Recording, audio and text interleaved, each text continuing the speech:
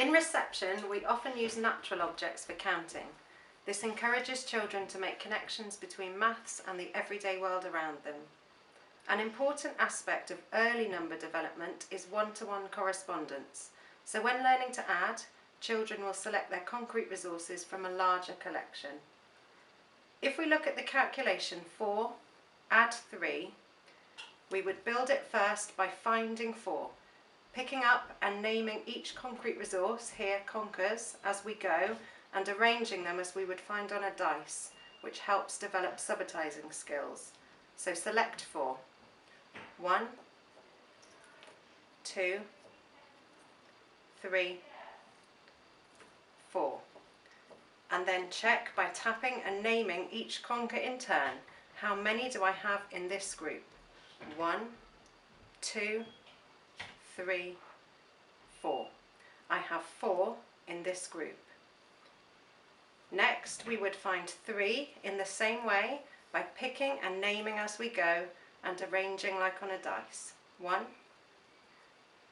2, 3. And checking and repeating. How many do I have in this group? 1, 2, 3. I have 3 in this group. Next, we would say the number sentence by summarising the calculation we have built. I had 4 and I added 3 more, then count the total by starting with the group of 4 and moving on to the group of 3, naming and tapping each resource as we go. 1, 2, 3, 4, 5, 6, 7. I had 4 and I added 3 more. I now have 7. 4 add 3 is equal to 7. Many different learning outcomes can develop from this point. We can investigate and illustrate that it doesn't matter if the 4 or the 3 comes first. The total will be the same. We can lead to inverse operations and discover the corresponding subtraction calculations, and we can also use different ways of saying the number sentence. For example, 7 is equal to 4 add 3. Or 7 is equal to 3 add 4. Here we used conkers, but you can use any natural or everyday objects. You can also develop your child's reasoning skills at this stage by asking questions such as, how do you know the total is not 8? And asking them to prove this by building their calculation. If we look at the calculation 4 add 3, we would first draw 4 circles to represent the objects. 1, 2, 3, 4.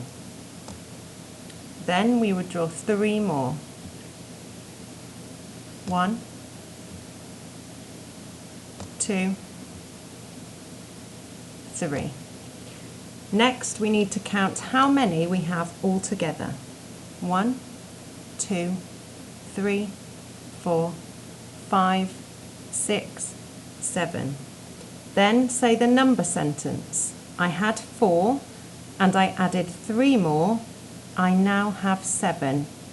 4 add 3 is equal to 7, or 7 is equal to 4 add 3. It is important that children understand that both sides of the equal sign represent the same amount, and it doesn't matter where you put the equal sign.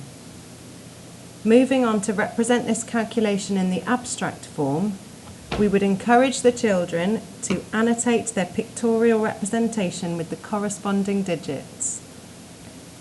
So here I had 4, then I added 3 more, then say the number sentence again and write it down. 4 add 3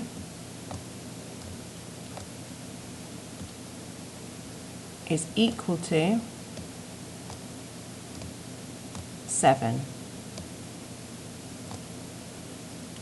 This can also be written as 3 add 4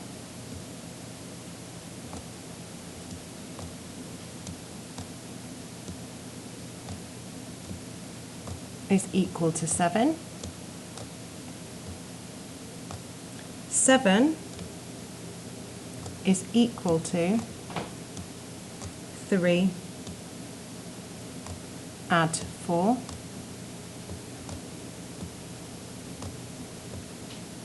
and 7 is equal to 4